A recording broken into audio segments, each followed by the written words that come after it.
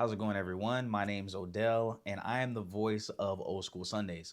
I wanted to start this video off by saying there isn't too much footage of George Preston Marshall in here, mainly because I don't want to give a racist FaceTime like that, but also just because as an owner of a team back at that time, there wasn't too much footage on him. So going forward, I hope you enjoy the video, and if you haven't, make sure you like it and make sure you subscribe.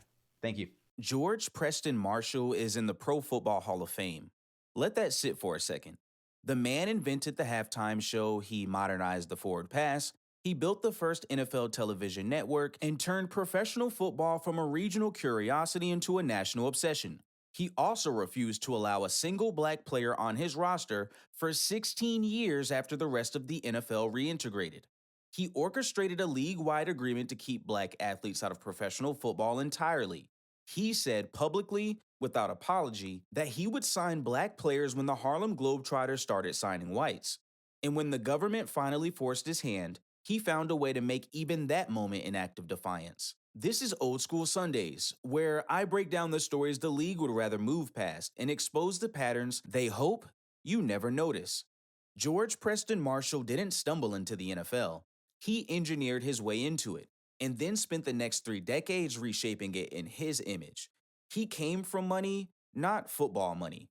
His father owned a laundry business in Washington, D.C., and when his father died in 1919, Marshall took it over.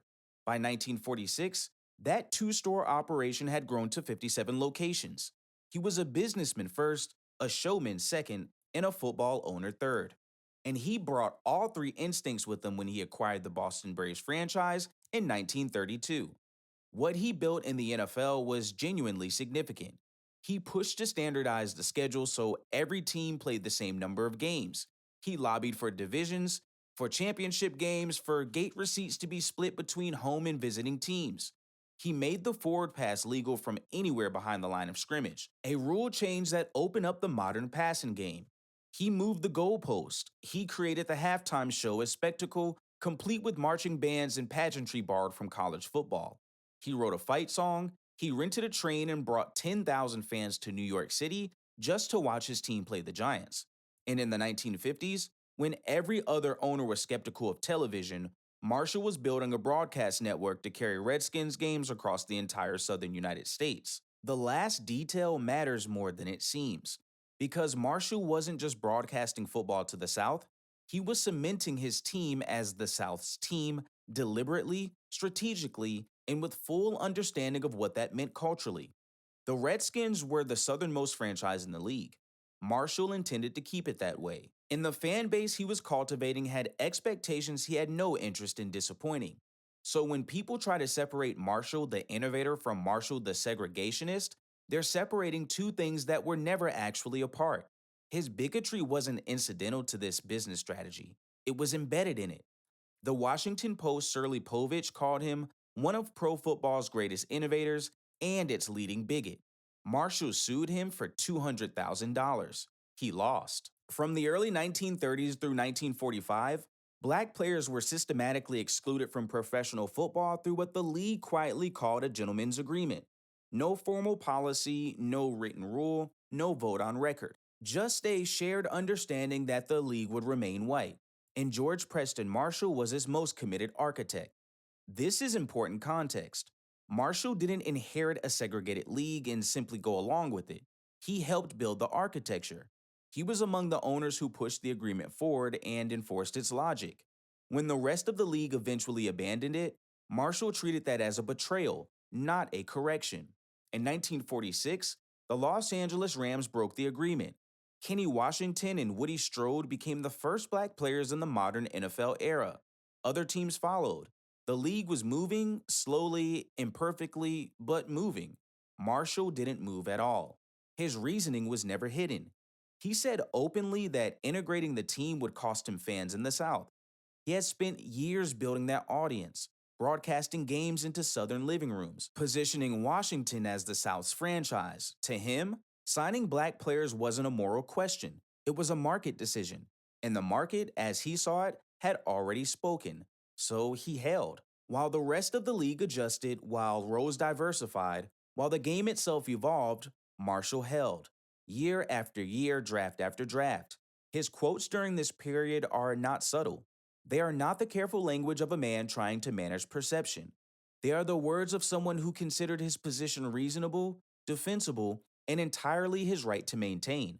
The league didn't challenge him, the commissioner didn't pressure him. Other owners didn't force the issue. For 16 years after reintegration began, the NFL allowed one of its most powerful owners to operate a whites only roster without consequence, not quietly tolerating it loudly in public while handing him awards. And the longer it went on, the clearer the message became. The league wasn't just allowing Marshall to be who he was, it was protecting him. By the late 1950s, Marshall wasn't just an outlier, he was an embarrassment. And enough people were saying so publicly that the silence around him was becoming harder to maintain. Shirley Povich didn't let up. Column after column in the Washington Post, he documented Marshall's refusal with the kind of steady, precise mockery that gets under skin. He didn't editorialize wildly, he just kept pointing at the obvious that the last holdout in professional football happened to own the league's most prominent Southern franchise, and that nobody in power seemed particularly bothered by it. Marshall's response was to sue him. The lawsuit failed, and Povich kept writing. The NAACP organized protests. Redskins shareholders voiced opposition. Harry Wismer, who held a stake in the franchise, openly favored integration and made his position known inside the organization. Marshall didn't budge. He dismissed the pressure as political noise, framed integration as a distraction from more serious global concerns, and questioned whether the government even had the right to tell him how to run what he called his show. That word, show, is worth pausing on. Marshall consistently described the NFL through the language of entertainment. He was the producer, the players were the cast, and in his mind, a producer had the right to cast however he saw fit. The fact that his casting decisions were built on racial exclusion was, to him, simply a creative choice. He even said so directly. When asked about integration, Marshall responded that he doubted the government had the right to tell the showman how to cast a play. That framing wasn't accidental. It was Marshall insulating himself from accountability by redefining the terms. If football was entertainment, then his choices were artistic. If his choices were artistic, then criticism was censorship. It was a clean little circle of logic that kept him comfortable for years. Meanwhile, the league's credibility was eroding around him. The NFL had signed a major TV deal.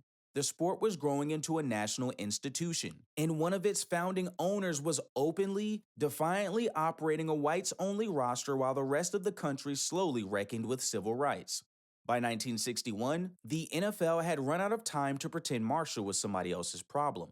The Washington Redskins were preparing to move into a brand new stadium, DC Stadium, later renamed RFK Memorial Stadium. It was built on federal land, funded by federal money, and sat squarely under the jurisdiction of the United States government. That detail, which might have seemed administrative to anyone not paying attention, turned out to be the only lever that actually worked. Secretary of the Interior Stuart Udall and Attorney General Robert F. Kennedy delivered the ultimatum plainly: integrate the roster or lose the stadium. 30 years revoked, no negotiation, no grace period. The Constitution gave the federal government authority over the nation's capital, and the Kennedy administration had decided to use it. Marshall's response was exactly what you'd expect from a man who had spent 16 years treating racism as a business strategy. He didn't reflect, he didn't reconsider. He looked for the angle, he maneuvered. And when the maneuvering ran out, he complied in the most defiant way he could manage. He selected Ernie Davis in the 1962 NFL Draft. Davis was a Heisman Trophy winner out of Syracuse, an All-American, one of the most celebrated college players in the country. On paper, it looked like Marshall was finally doing the right thing, finally recognizing talent regardless of race, finally joining the rest of the league. Except, Davis refused to play for him. And Marshall, rather than draft another black player through genuine process, traded Davis to the Cleveland Browns for Bobby Mitchell, an all-pro already proven at the NFL level. The transaction was framed publicly as a football move, but the sequence tells a different story. Marshall didn't want to integrate. He wanted to satisfy the government's requirement with the least possible disruption to the world he had spent 30 years constructing. Bobby Mitchell became the first black player to suit up for the Washington Redskins in 1962. 16 years after Kenny Washington broke the modern color barrier with the Rams. 16 years of the league watching, waiting, and declining to act. The federal government did in one ultimatum what the NFL couldn't manage in 16 years. That's not a small thing. That's an indictment. Bobby Mitchell suited up for the Washington Redskins in 1962, and George Preston Marshall became, in his own telling, one of Mitchell's biggest supporters. The man who spent 16 years ensuring no black player would ever wear his uniform, who compared integration to casting decisions, who sued journalists for pointing out the obvious, who had to be threatened by the federal government before he could comply with basic human decency, that man turned around and celebrated Bobby Mitchell like he discovered him. Marshall didn't integrate because he changed, he integrated because he had no choice. And the moment the choice was gone, he reframed the whole thing as his idea. That pattern, forced compliance presented as enlightenment, is one of the oldest moves in the segregationist playbook. You hold the line until you can't. Then you embrace the outcome loudly enough that the people forgot how long you held it. Marshall was so practiced at controlling the narrative that he attempted it even here, even in the most transparent circumstances imaginable. But the narrative he couldn't control was the one left behind in writing. When Marshall died in 1969, his will was explicit. None of his estate was to go toward any institution that supported the principle of racial integration in any form, not ambiguous, not open to interruption. The man who had just spent 7 years publicly celebrating Bobby Mitchell made sure that his money after his death would never touch anything connected to integration. The courts eventually threw that clause out, but the intent was documented. The foundation he established to serve children in the Washington area came with a caveat, one that had to be legally removed before the money could be used without condition. And then there was the foundation clause's companion piece, the team name itself. Marshall had chosen it deliberately, paired it with imagery he knew was appropriated, and built an entire brand identity around it. When he died, that name remained. When the league celebrated his legacy, that name remained. It took protests, corporate pressure, and a national reckoning in 2020 for the organization to finally walk away from it. His granddaughter, Jordan Wright, told the Washington Post the statue outside the stadium needed to come down. It was vandalized with red paint before the city removed it. The man's own family was ready to let go of him. The league took considerably longer. In 1963, the Pro Football Hall of Fame opened its doors for the first time and inducted its inaugural class, 17 men. The founding fathers of professional football, enshrined together in Canton, Ohio, to mark the league's first century of existence. George Preston Marshall was among them. He was inducted while still refusing to fully integrate his roster. Bobby Mitchell had only joined the team the previous season, under federal compulsion, through a trade Marshall engineered to minimize his own discomfort. The ink on the government's ultimatum was barely dry, and the league looked at that resume, looked at that man, and decided he belonged in the highest honor professional football could offer. Nobody stopped to ask what that decision meant. Nobody insisted on waiting. Nobody suggested that perhaps an owner who had spent 16 years operating a whites-only roster, while the civil rights movement was actively reshaping the country around him, maybe wasn't the right face for the inaugural class of the sport's most sacred institution. The Hall of Fame doesn't ask those questions, it never has. Because the NFL's relationship with Marshall's legacy was never really about football. It was about power, who holds it, who benefits from it, and how institutions protect the people who built them, even when those people built them badly. Marshall was useful. He had genuinely shaped the league, and the league decided that usefulness was enough to overlook everything else. His name sat in the Washington Redskins Ring of Fame for decades. His statue stood outside RFK Stadium until 2020, when it was pulled down amid a national wave of reckonings with monuments to men the country had decided to look at more honestly. The team eventually removed his name from all official materials. The Ring of Fame entry disappeared, but the Hall of Fame plaque in Canton is still there. And that's the detail the league can't quietly walk back. Because the Hall of Fame isn't a stadium lease or a team website. It's the league's official declaration of who mattered and why. And in 1963, with full knowledge of who George Preston Marshall was and what he had done, the NFL made its declaration clearly. He mattered. The players he excluded for 16 years were a secondary concern. That's not ancient history, that's institutional memory. And institutions don't accidentally remember things that way, they choose to.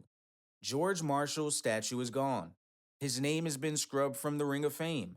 His granddaughter said good riddance.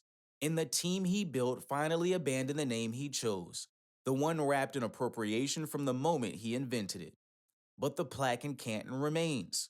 And that matters. It's the league's official position on who deserves to be remembered and how. And the NFL made that argument in 1963 with full knowledge of exactly who Marshall was. That's the part that doesn't get examined closely enough. Not just what Marshall did, but what the league's celebration of him reveals about the league itself. An institution that inducts the segregationist into its highest honor while he is still segregating is not an institution that was caught off guard. It's an institution that made a choice. If stories like this matter to you, if you believe football history deserves honesty, not revision, make sure you like the video, leave a comment, and subscribe to the channel. This is Old School Sundays. I tell the stories the league would rather you forget, so let's remind them why they matter.